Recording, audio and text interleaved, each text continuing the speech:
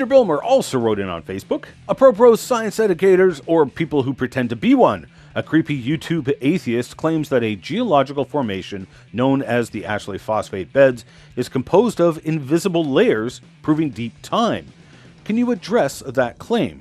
Is that because every evidence for evolutionism is in fact invisible and has to be imagined? Well, thanks for writing in, Peter. The Ashley Phosphate Beds are a layer of sediments which are being mined today for its high quantities of phosphate, which is being used for fertilizer. These sedimentary layers are huge, covering large portions of the Carolinas and quite probably extending into Florida and up into Canada. The world-famous geologist Louis Agassiz described the phosphate beds as the greatest graveyard he had ever known. The phosphate beds have so many fossil bones in them that it's believed the phosphate itself is from bones. So, if the Ashley Phosphate Beds are so loaded with such incredible fossils as to cause one of the leading geologists and zoologists of his day to call them the greatest graveyard he had ever known, why then has virtually zero been written about the fossils in the scientific literature?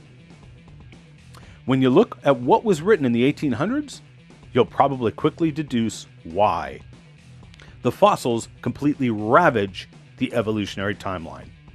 In that 18-inch thick layer, there has been found together the bones of whales, porpoises, fish, sharks and ray sharks, including the gigantic shark Megalodon, toads, crocodiles, alligators, turtles, rabbits, monkeys, horses, tapirs, camels, elephants, rhinoceroses, mammoths and mastodons, sloths, muskrats, deer, pigs, dogs, sheep, hadrosaur dinosaurs, iguanodon dinosaurs, what are commonly called marine dinosaurs like the plesiosaurs and ichthyosaurs, and yes, human bones, teeth, and artifacts.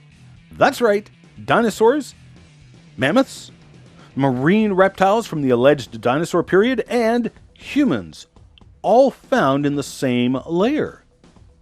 As many leading evolutionists have acknowledged, if humans and dinosaurs were found together, it would demonstrate that the Earth was young. It would refute the millions of years and would refute evolution. Creation would be vindicated. So how does this atheist answer this powerful evidence, refuting evolution and affirming a young Earth and creation? By claiming that there are layers to the Ashley Phosphate Beds, and that the marine dinosaurs, the mammoths, and the human fossils are actually separated into these individual layers. You just can't see the layers. Invisible layers. Good explanation. This bizarre explanation gets even weirder when you consider the layer average is a whopping 18 inches thick.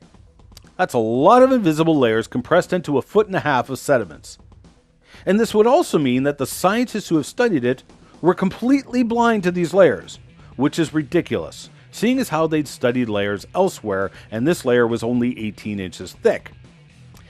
Professor of Geology and Paleontology, F.S. Holmes, believed in the conventional evolutionary sequence, so he knew full well that humans and dinosaurs should not be found in the same layer. In fact, he wrote, "Not long after finding the above-named relics of human workmanship, and engaged in our usual visits to the Ashley bed, a bone was found projecting from the bluff, immediately in contact with the surface of the stony stratum, the phosphate rocks.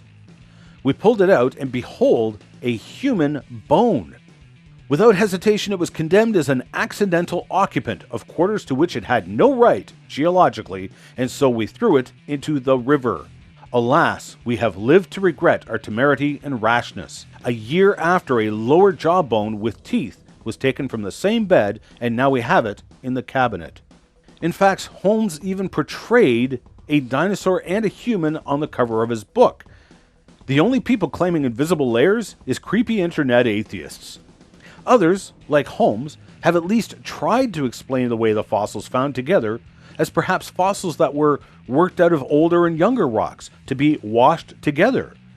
Now, this theory also just plain doesn't work, and I don't have time to get into explaining that today, but it shows you that these experts who spent considerable time excavating in the phosphate beds obviously didn't think there was multiple layers there. contrary to the ignoramuses on YouTube, who obviously don't even know how to use Google to find basic information about the Ashley phosphate beds.